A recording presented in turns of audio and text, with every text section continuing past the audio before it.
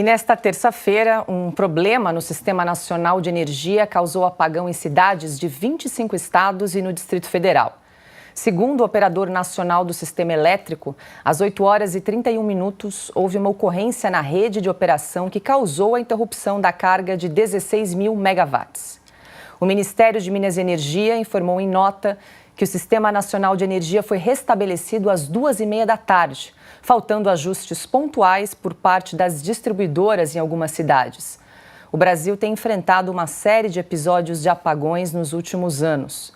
Dos 9 grandes apagões registrados no Brasil, 5 ocorreram nos governos de presidentes do PT, incluindo o desta semana.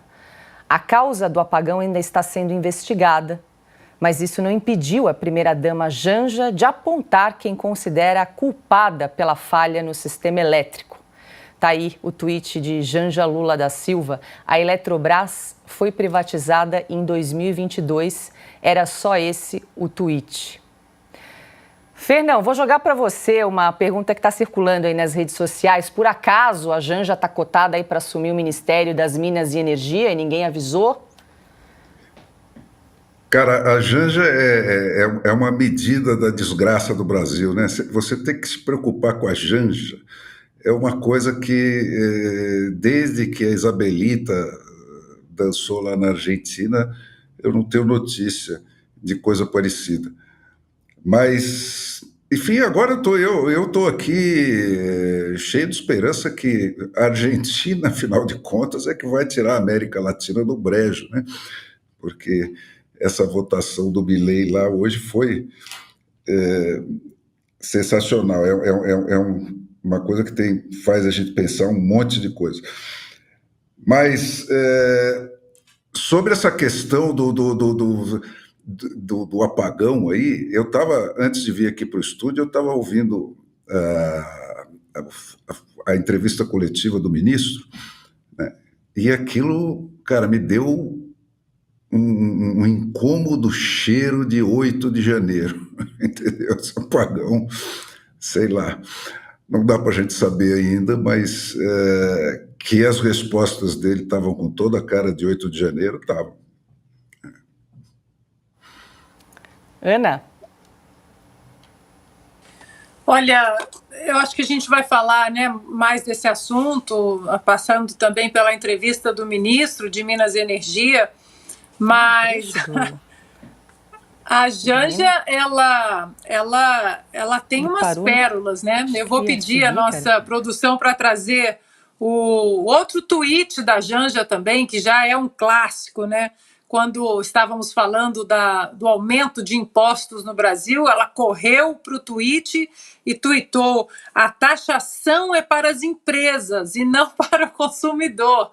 Como se as empresas não fossem passar qualquer tipo de imposto, de novos impostos para a cadeia final, né, que é o consumidor. Então, acho que sobre a Janja, eu vou resumir o que a nossa querida Renata Barreto, premiada economista, disse no Instagram dela hoje. A Janja iluminada, entende de moda, energia, impostos e de marido. Silvio, só para trazer aqui também mais um trecho da declaração do ministro das Minas e Energia, né, que fez uma declaração agora há pouco. Ele disse aqui que houve já a retomada das cargas nos locais afetados pelo apagão, nas regiões Sul, Sudeste e Centro-Oeste, enquanto Norte e Nordeste seguem afetados. Agora, ainda estão investigando as causas desse apagão e o fato é que o Brasil já passou por 9 apagões nos últimos anos, 5 nos governos e gestão do PT, né, Silvio? Sim, porque não havia investimento em linhas de transmissão e foi isso que mudou na gestão Jair Bolsonaro, especialmente com a presença do Adolfo Saxida, um ótimo profissional que passou pelo ministério do presidente Bolsonaro, Paula. A questão é, essa entrevista do ministro, ele tentou politizar a coisa, ele tentou politizar um problema que ainda está sendo investigado, está sendo apurado. 25 estados, mais o Distrito Federal, sofrem um apagão a essa altura do campeonato.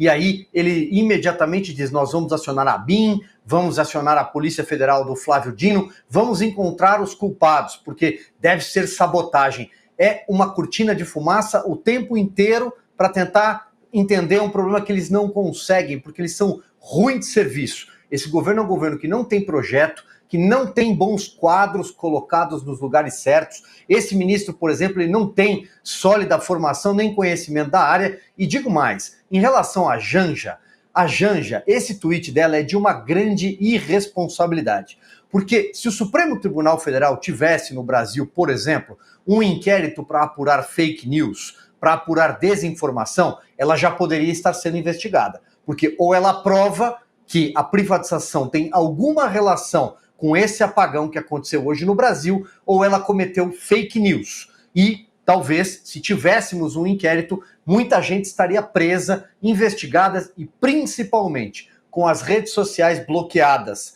A essa altura do campeonato, a rede social da Janja, o Twitter, não sei se ela replicou isso também no Instagram, eu vi no tweet aqui que vocês exibiram, a Janja já seria alvo de um inquérito aí conduzido pelo Supremo, pode ter certeza.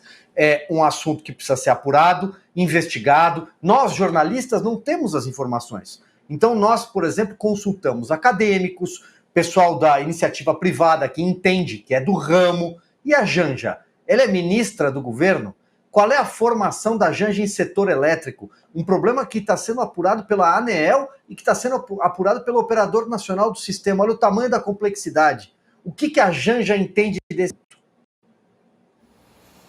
Fabi, vou trazer aqui mais um trecho da declaração da coletiva que ocorreu agora há pouco do ministro de Minas e Energia, Alexandre Silveira. Ele disse o seguinte, abre aspas, o ocorrido de hoje não tem nada a ver, absolutamente nada a ver com o suprimento energético e a segurança energética do Brasil. Nós vivemos um momento de abundância dos nossos reservatórios, disse o ministro agora há pouco aí nessa coletiva. Ainda as causas estão sendo apuradas e cerca de 29 milhões de brasileiros foram afetados com esse apagão de hoje. Fabi.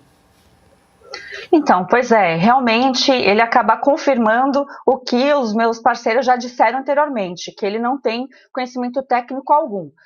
Dá para dizer que realmente os reservatórios estão cheios e que por isso não houve esse apagão? Sim, dá, mas ele não conseguiu chegar numa resposta crível. E isso não é o esperado, porque o nosso sistema de energia no Brasil é todinho interligado, né?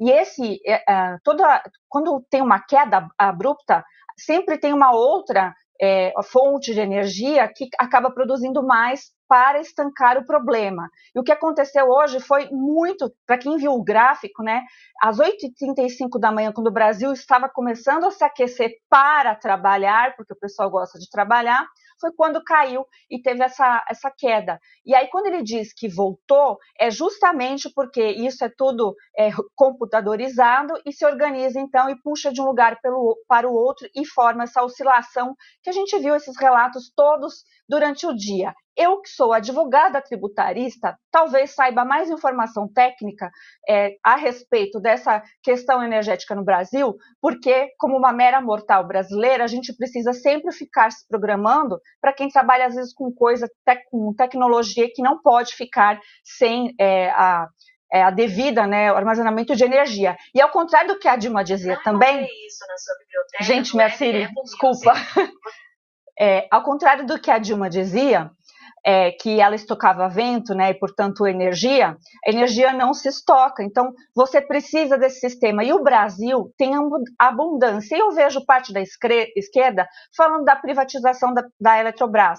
E, para deixar claro, essa privatização da Eletrobras não tem razão de colocar a culpa na coitada da Eletrobras, porque, primeiro, ela precisava. Segundo, ela corresponde a só menos que 1/3 de toda a energia produzida no Brasil. E como que é pago? Se é um problema orçamentário, que eu acho, pode ser que seja, é justamente pelo mau planejamento deste governo orçamentário, porque 97% de tudo que é gasto com isso no Brasil é pago pelas próprias tarifas. Então, significa que minha senhora e meu senhor que estão do outro lado aí é que pagam o custo de energia produzida e até distribuída para outros países no Brasil.